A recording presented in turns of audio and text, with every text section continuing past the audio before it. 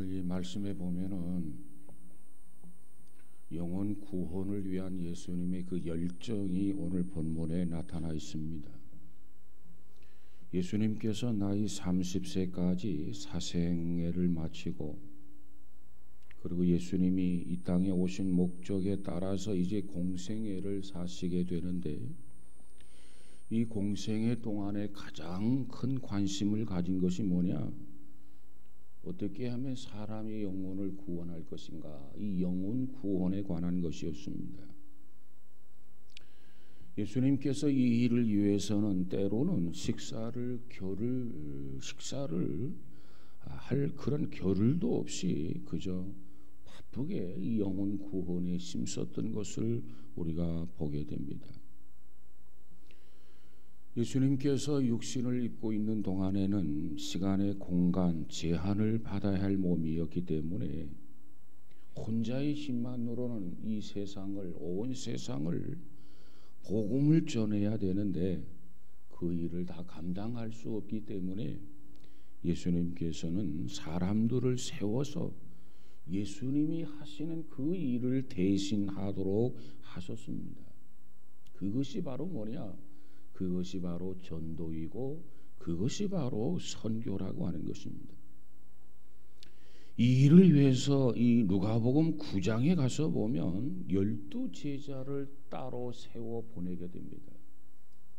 그리고 누가복음 10장에 와서 보니까는 이제는 70인을 세우게 되는데 둘씩 짝을 지어서 각처로 보내는 모습이 오늘 본문에 기록되어져 있습니다.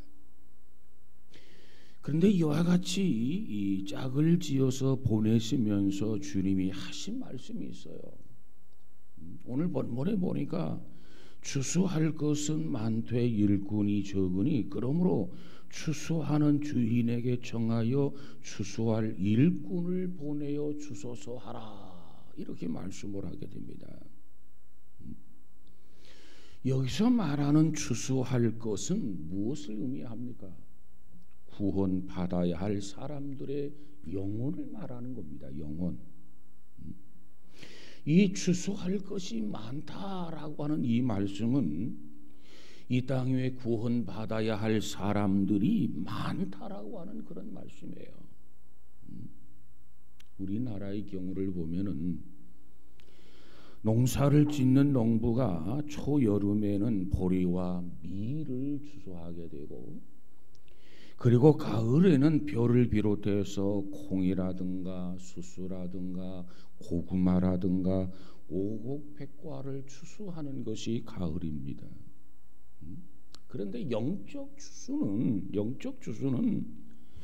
자연히 이 계절에 따르지 않는다는 겁니다. 이 영적 추수라고 하는 것은 어떤 사람이든지 구원받아야 할 긴급한 때가 곧 영적 추수의 때라는 겁니다. 때로는 봄의 계절이 될 수도 있고, 여름의 계절이 될 수도 있고, 가을의 계절이 될 수도 있고, 그리고 겨울의 계절이 될 수도 있습니다. 그런데 성경은 뭐라고 말합니까? 우리가 살고 있는 이 시대는 바야흐로 이 세상의 종말이 가까웠다. 이 시대는 말세라고 여러 가지 징조를 통해서 우리에게 말해주고 있습니다. 특별히 예수님께서는 마태복음 24장에서 말세의 징조를 말씀을 해주시는데, 그 말씀의 내용을 보면 이 말세에는 자기가 그리스도라고 하는 사람들이 많이 나타난다는 겁니다. 다시 말하면 이단들이 속출하게 된다는 거죠. 그리고 곳곳에서 난리와 난리의 소문이 들리게 될 것이다. 그리고 민족과 나라가 서로 대적하게 될 것이다. 그리고 곳곳에서 지진이 일어나고 기근이 일어나게 될 것이다. 그리고 불법이 성하여짐으로 사랑이 식어지게 될 것이다. 이렇게 말씀하고 있습니다. 뿐만 아니라 노아 시대와 같이 소돔과 고모라의 죄악이 재현되게 될 것이다. 이것이 말세의 징조라고 성경은 그렇게 말씀하고 있습니다. 그뿐만이 아닙니다. 이곳 저곳에서 기사와 이적을 행하면서 많은 사람들을 미혹하게 될 것이다. 그러므로 믿음의 사람들은 항상 정신을 바짝 차려야 된다. 이것이 주께서 주시는 말씀이 아니겠습니까? 사랑하는 여러분, 우리 모두는 이제 정신을 가다듬고 무엇보다도 신앙의 옷깃을 여미고 정말 이 시대에 우리가 어떻게 해야 할 것인가, 정말 이 시대에 우리가 해야 할 일이 무엇인가를 분명히 알아야 합니다. 그래야 속지 않게 되고 속이지 않는 그런 지혜로운 성도로서 이 시대에 살아가게 될 줄로 믿습니다. 그러면서 주님 말씀하기를 수수할 일꾼을 보내어 달라, 이렇게 기도하라고 말씀을 하셨습니다. 그러면 예수님께서 허락하신 기도를 우리가 하게 되는데, 주님 정말 이 시대 많은 영혼들을 구원해야 하는데 일꾼이 없습니다. 우리에게 추수할 일꾼을 보내주소서, 이렇게 기도하면서 이 시대적 사명을 감당하라고 하는 겁니다. 기도하는 사람들에게는 대체적으로 두 가지 방법으로 하나님 앞에 응답을 받게 됩니다. 그 중에 하나는 뭐냐면, 기도를 하면서 기도하는 자의 마음 속에서 기도를 하면서 하나님이 원하시는 일이라면 그 일을 내가 해보겠습니다. 하나님이 원하시는 일이라면 그 일을 제가 감당해 보겠습니다. 이렇게 나서는 겁니다. 예를 들면 이사야 선지자가 성전에서 하나님 앞에 기도합니다. 그때 하나님의 음성을 들어요. 무슨 음성을 듣느냐? 내가 누구를 보내며 누가 우리를 위해서 갈고 하는 하나님의 음성을 기도 중에 듣게 됩니다. 그 음성을 들었던 이사야가 어떻게 반응을 합니까? 내가 여기 있사오니 나를 보내소서. 여러분, 오늘 이 말세를 사는 우리 모두는 성령께서 교회들에게 하시는 말씀을 들어야 합니다. 하나님의 음성을 들을 수 있어야 된단 말이에요. 구원받아야 할 사람들은 많은데 누가 저들을 위해서 갈고, 하나님이 이 시간도 일꾼을 찾으십니다. 그 하나님의 마음, 그 하나님의 음성을 듣고, 주님 제가 그 사명을 감당하겠습니다. 제가 그 일을 감당해 보겠습니다. 이와 같이 하나님의 음성을 듣고 깨어서 일어나는, 자원에서 일어나는 그러한 성도가 되어야 될 줄로 믿습니다. 하나님의 음성을 듣고 반응할 줄 아는 성도, 그것이 깨어있는 성도인 줄로 믿습니다. 뿐만 아니라 기도하는 자에게 또 다른 응답은 다른 사람을 전도인으로 세워서, 선교사로 세워서 보내고 배후에서 그를 적극적으로 돕도록 하는 응답인 것입니다. 누가 갈고, 이것이 하나님의 음성이에요. 그 음성 앞에 내가 가겠습니다. 이렇게 응답을 받을 수 있지만, 아니면 누군가를 세워서 그를 파송하는 겁니다. 그를 보내는 겁니다.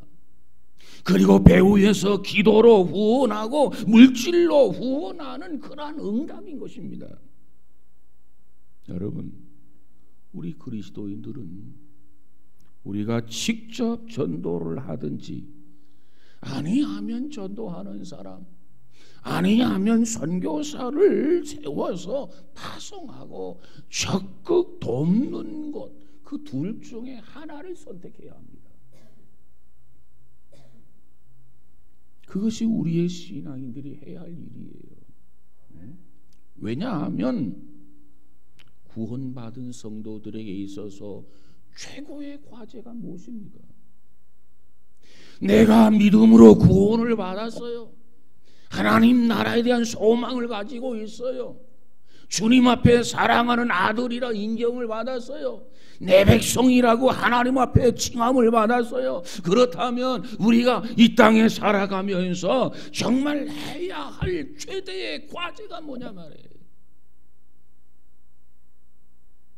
그것은 바로 땅끝까지 복음의 증인이 되는 겁니다. 이것이 최고의 과제예요. 그렇기 때문에 이 일을 위해서 나서든지 아니하면 누군가를 세우고 후원하든지 둘 중에 하나를 선택해야 된다고 말이에요. 그 다음에 우리가 복음을 전해야 할 또 다른 이유는 우리를 구원하신 주님의 일을 우리가 감당함으로써 우리가 주님을 사랑하는 줄을 확인할 수 있기 때문에 그렇습니다. 여러분, 사람은 누구나 사랑하는 자의 소원을 외면하지 않습니다. 정말 우리가 사모하고 정말 우리가 사랑하는 주님의 소원이 뭐예요? 모든 사람이 구원을 받는 겁니다. 모든 사람이 진리를 아는데 이르기를 원하는 겁니다. 이것이 우리가 사랑하는 주님의 소원이란 말이에요. 소원. 우리가 그것을 안다면 어찌 외면할 수 있겠습니까? 우리가 그것을 안다면 어떻게 우리가 무감각할 수가 있느냐 그 말이에요. 사도 바울이라고 하는 사람은 주님을 너무너무 사랑하기 때문에 영혼 구원하는 일에 대해서 바울이 뭐라고 말합니까? 내가 이 복음을 전하지 아니하면 내게 화가 있으리라 그랬어요. 이것이 바울이 주님을 사랑하는 마음이에요. 여러분이 정말 주님을 사랑합니까? 그렇다면 바울이 가진 이 마음을 가져야 되지 않겠습니까? 내가 이 복음을 전하지 아니하면 내게 화가 있으리라. 내가 누군가를 세워서 후원하지 아니하면 내게 화가 있으리라. 이 말씀을 귀담아 들으시기를 바랍니다. 누군가를 통해서 복음을 전해야 돼요. 아니하면 우리 스스로 일어나서 복음을 전해야 돼요. 그 복음의 내용이 뭡니까? 예수 그리스도가 우리의 죄를 위하여 십자가에서 죽으셨고 사흘 만에 부활하셨다고 하는 것입니다.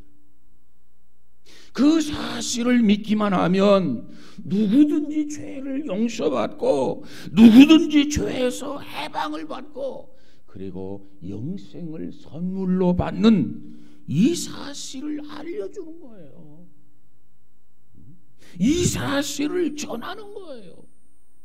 그러기 때문에 예수를 믿으라. 주 예수를 믿으라. 그리하면 너와 내 집이 구원을 얻으리라. 이 복음을 전하는 거란 말이에요. 여러분 주님을 사랑합니까? 그렇다면 이 복음을 전하는 자가 될 수 있기를 주의 이름으로 축복합니다. 그러면 왜 전도해야 하는가? 왜 전도해야 합니까? 죄로 말미암아 타락한 인간들, 인간이 구원받는 길은 오직 하나밖에 없어요. 그 하나가 뭐냐? 예수 그리스도를 믿는 그 길밖에 없단 말이에요. 그래서 예수님은 말하기를 나는 길이요 진리요 생명이라 나로 말미암지 않고는 누구든지 하나님 나라에 갈 수가 없다는 겁니다. 여러분, 이 땅의 어떠한 종교의 창시자도 남의 죄를 용서하기 위하여 자기 몸을 희생한 사람이 없어요. 남의 죄를 위하여 그가 죽은 자가 없단 말이죠. 뿐만 아니라 죽은 자 가운데서 다시 살아난 자도 없습니다. 그러기 때문에 구원할 수 없어요. 예수님만이 죄 없으신 그가 우리를 위해서 죽으셨고, 그가 우리를 위해서 살아나셨고, 그리고 승천하셔서 하나님 우편에 계시고 우리를 위해서 끊임없이 기도하고 계십니다. 그분만이 우리의 구세주가 되는 거예요. 여러분, 인류의 조상이 누굽니까? 아담이지요. 아담 이후의 모든 사람들은 전부 다 아담의 혈통을 통해서 이 세상에 태어나게 됩니다. 그렇기 때문에 태어나는 순간 이미 죄인이 된 사람들이에요. 다윗이 뭐라고 고백합니까? 어머니의 모태에서부터 죄 중에 나를 잉태했고 죄 중에 내가 세상에 태어났다, 이렇게 고백을 하게 됩니다. 그런데 예수님은 죄인된 아담의 혈통으로 이 땅에 태어나지를 않으셨어요. 이 땅의 모든 사람들이 남자의 씨를 받아서 세상에 태어났지만 예수님께서는 남자의 씨가 아니라 성령, 하나님의 성령에 의해서 동정녀 마리아의 몸에 잉태가 되었습니다. 그래서 이 세상에 태어났습니다. 그렇기 때문에 아담을 통해서 유전받은 원죄와는 상관없는 분으로 이 세상에 완전한 의인으로 죄 없는 분으로 태어나셨단 말이에요. 그처럼 죄가 없으신 예수님께서 죄 있는 사람들의 죄를 몽땅 짊어지시고 십자가에서 그 고통과 그 멸시와 그 전대를 받으시며 운명을 하시게 된 것입니다. 죄의 짐을 짊어지시고 죄의 값을 지불해 주셨단 말이에요.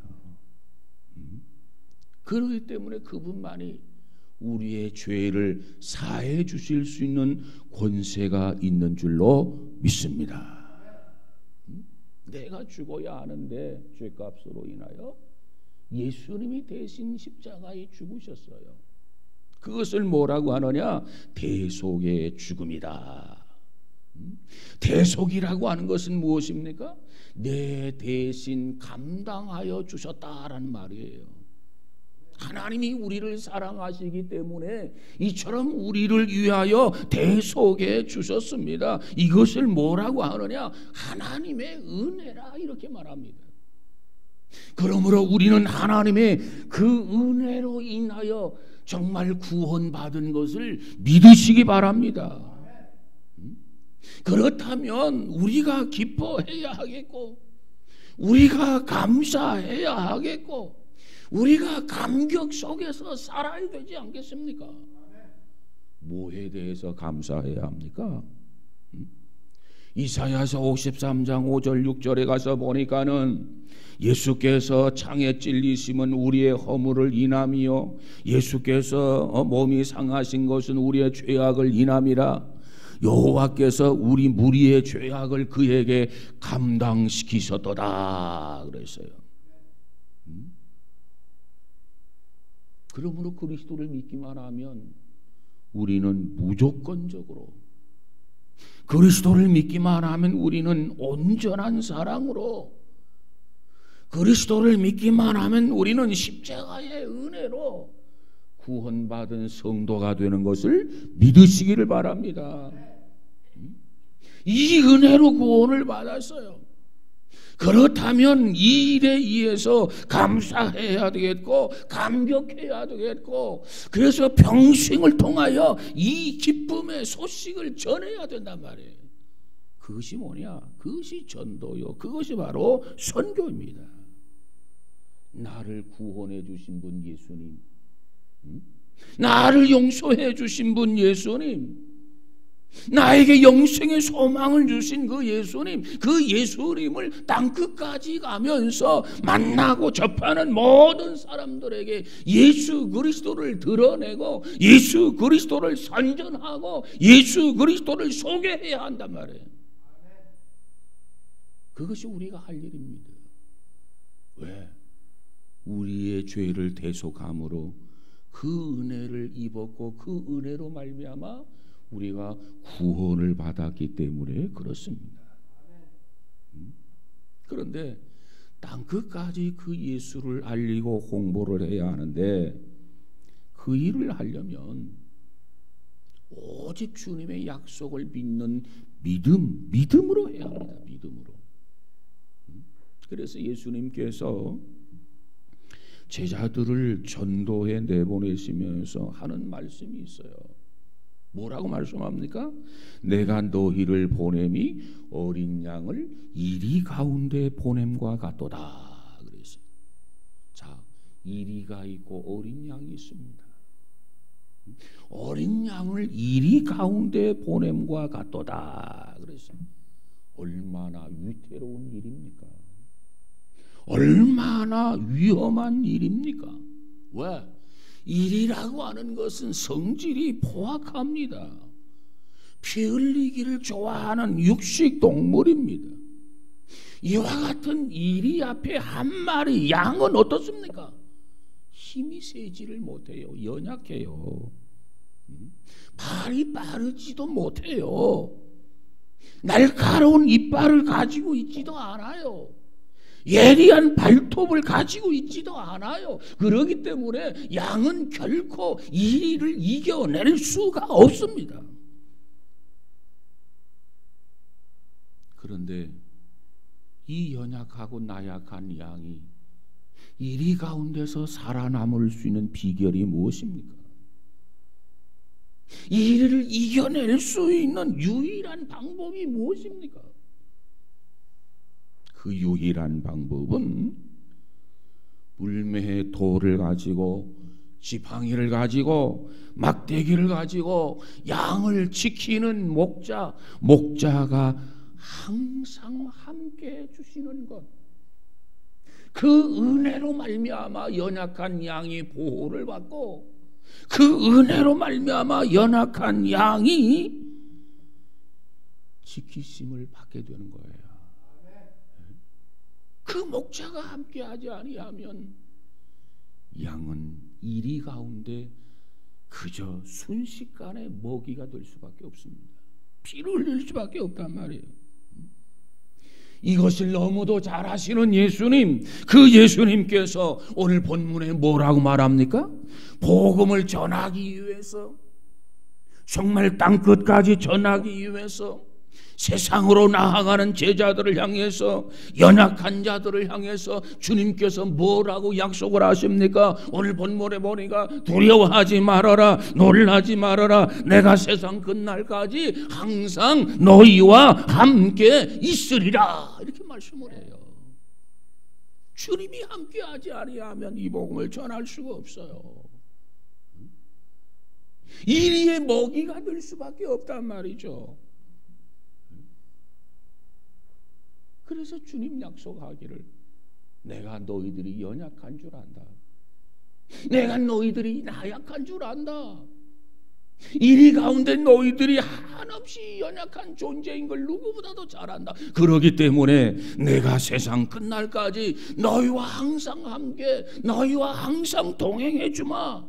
이것이 주님이 주신 약속이 아니겠습니까? 전에 목동 다윗이 있었어요.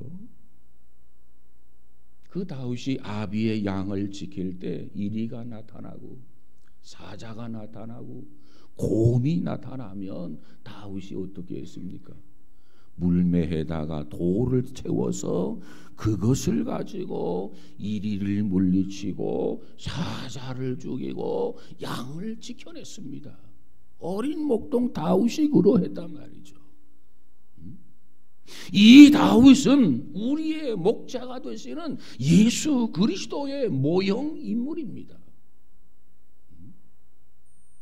여러분, 우리 기독교에게 있어서 숨겨진 비밀 중에 하나가 있어요. 그 숨겨진 비밀이라고 하는 게 뭐냐?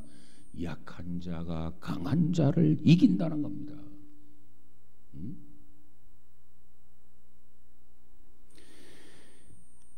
세계 최강을 자랑하던 로마라고 하는 강한 세력이 있었어요. 당시에 세계의 최강의 어떤 힘을 과시하는 나라였죠. 그런데 거기에 비하면 우리 기독교인들은 한없이 연약했어요. 그래서 이 로마를 통해서 기독교가 얼마나 참 어렵게 고난과 역경, 박해를 당했습니까? 그런데 그 기독교인들이 그저 하나님 앞에 엎드려 기도를 합니다. 기도. 순교의 정신으로 나가서 복음을 전합니다. 그들이 가지고 있는 것은 기도와 복음을 전하는 순교의 정신, 그거였어요.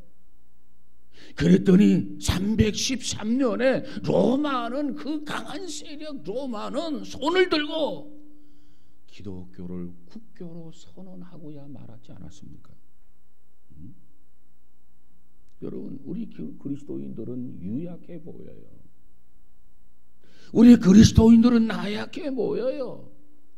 그저 한 마리 연약한 어린 양에 불과해요. 그러나 어린 양이지만 강한 이리보다도, 능한 이리보다도 더 강하시고 더 능력이 있으신 전능하신 하나님, 우리의 목자장이 되시는 예수 그리스도, 그분이 우리를 지키시고 그분이 우리를 보호하시고 그분이 우리를 돌보시고 있기 때문에 우리는 그 무엇도 두려워하지 아니하고 그 무엇에도 겁내지 아니하고 그 어떠한 일에도 염려하지 아니하고 그 어떠한 상황 속에서도 놀라지 아니하고 주님께서 가라고 하면 어디든지 가야 하는 그러한 성도인 것을 믿으시기 바랍니다. 그래서 사람이 사는 곳이라면 어디든지, 이 땅의 5대양 6대주 어디든지 가야 하는 것이 신앙인들입니다. 그 다음에 떠날 때는 전대나 주머니, 어떤 신발을 가지지 말라 그랬어요. 그 이유가 무엇입니까? 전도하는 사람은 먹지도 말고, 전도하는 사람은 옷을 입지도 말고, 전도하는 사람은 신발도 신지 말라, 그런 말이 결코 아닙니다. 오늘 본문 7절에 보니까 일꾼이 그 싹을 넣는 것은 마땅하니라. 8절에 가서 보면은 너희 앞에 차려 놓은 것을 먹으라, 이렇게 말씀을 하셨어요. 이제 전도자나 선교사는 하나님의 나라와 그의 의를 구하면서 어디를 가든지 최선을 다하여 산다면 하나님께서 먹을 것, 하나님께서 입을 것, 하나님께서 신발, 필요를 모두 다 채우고 공급해 주신다는 약속이에요. 약속. 보장입니다. 보장. 열왕기하 17장 6절에 가서 보면 아방이 당시에 하나님의 선지자를 닥치는 대로 잡아 죽였습니다. 그때 하나님께서 엘리사에게 뭐라고 이야기합니까? 너는 그곳 시냇가에 숨어라. 내가 까마귀를 명하여 거기서 너를 먹이게 하리라 했습니다. 그래서 이 엘리사가 하나님의 말씀대로 그린 시냇가가 돼가지고 숨어 있었어요. 아침도 먹어야 되고 점심도 먹어야 되고 저녁에도 먹어야 되지 않겠습니까? 그런데 하나님께서 이제 동굴 속에 숨어있는 엘리사에게 어떻게 아침과 점심과 저녁을 공급하느냐? 하나님께서 까마귀를 보내주셨다는 겁니다. 까마귀를 통해서 떡을 공급하고 까마귀를 통해서 고기를 공급하고, 그래서 엘리사가 굶지를 않았어요. 이게 하나님의 역사요, 하나님의 은혜라는 겁니다. 여러분, 오늘날에도 하나님의 약속만 믿는다면, 하나님의 말씀을 믿는다면, 그리고 그 말씀 앞에 순종을 한다면, 그리고 최선을 다한다면 하나님께서 현대적인 까마귀를 통해서 공급해 주실 줄로 믿습니다. 이것이 하나님의 약속이요, 이것이 하나님의 보증입니다. 보증.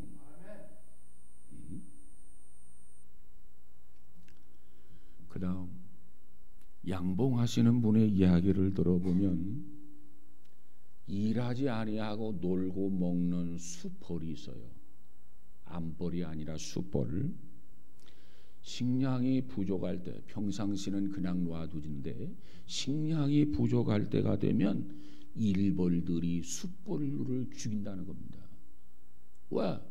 일벌들은 열심히 일을 하는데 이 수벌은 일하지 않고 양식만 축낸단 말이에요. 뿐만 아니라 어떤 식물학자 이야기를 들어보면 꽃 중에 꿀이 없는 꽃이 있습니다. 꿀이 없는 꽃은 번식할 수 있는 씨나 열매가 없다는 겁니다. 예를 들면 목단이라고 하는 꽃이 있어요. 예를 들면 장미라고 하는 꽃이 있어요. 목단이나 장미라고 하는 꽃은 꿀이 없어요. 꿀. 그래서 이 목단이나 장미는 꿀이 없기 때문에 씨가 열매가 없습니다. 그래서 씨로서 번식을 하지 못한다는 겁니다. 꽃은 꽃이로되 꿀이 없어요. 그러면 어떤 꽃이라야 하느냐? 꽃은 꽃이로되 꿀이 있어야 씨가 있고 열매가 있어요. 그러므로 씨로 번식할 수 있고 열매로 번식할 수 있단 말이에요. 마찬가지로 왜 전도의 열매가 없을까? 내가 그리스도인인데, 내가 하나님의 사람인데 왜 열매가 없을까? 꿀과 같은 말씀이 이 안에 없기 때문에 그래요. 꿀과 같은 말씀. 정말 이 우리 안에, 이 가슴 안에, 우리의 심장 안에 생수와 같은 성령이 있고 부활하는 능력, 이 부활한 예수 그리스도가 계시고 정말 불같은 하나님의 말씀이 이 안에 충만하다면 우리가 어떻게 주님이 원하시는 일, 그처럼 소원하는 일, 영혼 구원에 대해서 등한히 하고 무관심할 수가 있겠냐 그 말이에요. 사랑하는 여러분, 원하기는 여러분의 마음속에 정말 하나님의 말씀, 꿀과 같은 하나님의 말씀이 있어서 여러분의 삶을 통해서 열매 맺으시기를 주의 이름으로 축복합니다. 어떤 성도들은요, 나도 옛날에 전도 많이 했어, 나도 옛날에 충성 많이 했지, 나도 옛날에 봉사를 많이 해서 추억에 사는 사람이 있어요. 오늘의 연도를 열심히 해야 됩니다. 오늘의 충성을 열심히 해야 합니다. 오늘 지금 하나님 앞에 헌신해야 한단 말이죠. 지금 안일에 빠지면 안 돼요. 지금 나태해지면 안 돼요. 지금 게을러지면 안 돼요. 왜? 우리 주변에 구원받아야 할 사람들이 너무나도 많이 즐비하단 말이죠. 누가 그 영혼을 구원할 수 있겠습니까? 먼저 믿는 우리가 나서지 아니하면 어떻게 구원을 합니까? 우리가 선교사를 파송하지 아니하고 우리가 전도자를 파송하지 아니하면 누구를 통해서 그들이 복음을 들을 수 있겠냐 그 말이에요. 예수님께서 십자가에 죽으신 사건을 누가 전해야만 합니까? 먼저 믿는 우리가 전해야 되는 거 아니겠어요? 먼저 믿은 우리가 이 복음의 소식, 이 기쁨의 소식을 홍보하고 전하기 위해서 우리가 후원자가 되어야 되지 않겠습니까? 우리에게 주신 사명이에요. 오늘 70인이 전도를 하러 나갔습니다. 아마 반신반의하면서 전도하러 나갔을 거예요. 정말 마을 돌아다니면서 열심히 전도했어요. 사람에게 무난도 하지 말고 가서 복음을 전하고 먼저 어디를 가든지 평안을 빌어라. 그러면서 복음을 전하라고 그랬어요. 열심히 마을에 돌아다니면서 전도를 했어요. 그리고 그들이 다시 돌아왔어요. 그리고 예수님에게 전도 보고를 합니다. 뭐라고 말씀하십니까? 선생님이요, 선생님, 우리가 주의 이름으로 복음을 전했더니 정말 가는 곳마다 귀신이 항복하더이다. 놀라운 역사를 경험하게 됩니다. 누가? 전도하던 자들이. 전도하던 그들에게 놀라운 하나님의 역사가 나타났단 말이죠. 우리가 주의 이름으로 복음을 전했더니 귀신들이 항복하더이다. 개복금을 물고 늘어지더라, 나가더이다, 포기하더라, 항복하더라, 그런 고백을 하지 않습니까? 그때 예수님께서 뭐라고 말합니까? 얘들아, 귀신이 항복하는 것으로 기뻐하지 말아라. 귀신이 항복하는 거, 개복금을 뿜고 나가는 거, 그거 가지고 즐거워하지 말아라. 기뻐하지 말아라. 정말 너희들이 정작 기뻐해야 할 일이 있다. 그게 뭐냐? 그렇게 해서 전도를 하게 되면 너희 이름이 하늘에 기록이 된다는 거예요. 하늘에. 아무개가 아무개를 전도했다. 하늘에 기록되는 것으로 기뻐하라는 겁니다. 여러분, 구원의 확신을 가진 사람은 전도할 수밖에 없어요. 사람이 죽으면 천국과 지옥이 있다, 천국이 있는 것을 분명히 믿는 사람은 전도할 수밖에 없어요. 주님이 우리를 구원해 주셨는데, 주님이 우리를 천국을 예비해 주셨는데 우리가 어떻게 전도하지 않을 수 있겠습니까? 우리 기독교의 목적은 오직 영혼 구원에 있습니다. 영혼 구원. 그 무엇보다도 하나님 나라에 들어가는 일이 가장 중요한 일입니다. 가장 소중한 일입니다. 전도하는 것, 선교하는 것, 너의 이름이 하늘에 기록이 된다. 꼭 기억하시고 우리가 다시 한번 정말 전도의 중요성을 깨닫고 선교의 중요성을 깨닫고 이 일에 자원하든 아니하면 후원자가 되어서 후원하든 둘 중에 하나를 선택하셔서 이 일을 감당할 수 있는 우리 모두가 되어지기를 주님의 이름으로 축복합니다. 그런데 이와 같이 전도하는 사람에게는 귀신만 나가는 게 아니고 예수님께서 권세를 주셨는데 각종의 병들을 고치는 권세, 너희가 방언을 말하며 귀신을 쫓아내며 각종 병들을 고치는 권세가 함께할 것이다, 이렇게 말씀을 하셨어요. 그 권세가 나에게 있는지 없는지 어떻게 하느냐? 전도할 때 나타납니다. 전도할 때. 여러분 전도해 보세요. 정말 여러분의 가는 길에 귀신이 물러갈 것입니다. 여러분이 가는 길에 각종 병들이 치유되어지는 신유의 역사가 함께할 것입니다. 여러분이 가는 길에 방언의 역사가 나타나게 될 것입니다. 전도를 통해서 경험해 보세요. 전도를 통해서 체험해 보세요. 2018년도 이 한 해 정말 주님께서 주신 권세, 주님께서 주신 약속, 이 약속으로 말미암아 다시 한번 확인하고 다시 한번 확신할 수 있는 저와 여러분 우리 모두가 다 되어지기를 주의 이름으로 축복합니다. 오늘 특별히 우리는 금년 새해 첫 주일을 맞아서 무엇보다도 가장 중요한 것이 선교하는 거다. 우리가 가까운 데는 전도를 하고 내가 가지 못하는 곳에는 선교를 해야 되는데 가까운 곳은 우리가 누구든지 이렇게 만날 수 있어요. 오늘도 가서 만날 수 있고 내일도 가서 만날 수 있고 모레도 가서 만날 수 있고, 그러나 국경을 넘어서 땅끝까지 가서 복음을 전하는 것은 내가 갈 수가 없어요. 누군가를 보내야 돼요. 선교사를 파송해야 돼요.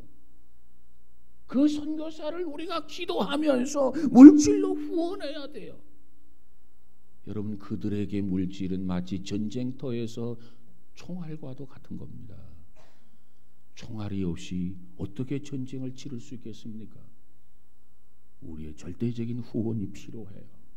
사랑하는 여러분, 이번 이 선교주의를 통해서 다시 한번 하나님이 나를 구원해 주셨는데 이 은혜를 생각하면서 선교 헌금도 작정하고 후원하면서 열심히 기도하는 저와 여러분, 우리 모두가 다 되어지기를 주의 이름으로 축복합니다. 기도합시다. 거룩하신 하나님 감사합니다. 특별히 오늘 신년 첫 주일을 맞았고 선교주의를 통해서 정말 우리가 구원받은 이 복음을 땅끝까지 홍보하고 전하고 알려야 될 터인데 직접 나서는 방법과 누군가를 통해서 전해야 하는, 그리고 그를 후원해야 할 우리의 사명이 있는 것 깨닫게 하여 주옵소서. 특별히 오늘 선교주의를 통해서 선교사들을 후원하기 위하여 선교 헌금을 작정하길 원합니다. 기도하는 마음을 가지고 기도를 하면서 한 달에 적으면 적은 것처럼 많으면 많은 것처럼 정성을 다하여 하나님 앞에 물질을 드리면서 이 한 해 정말 복음을 전하는 일에 적극 협력할 수 있는 우리 모두가 다 되어지게 하옵소서.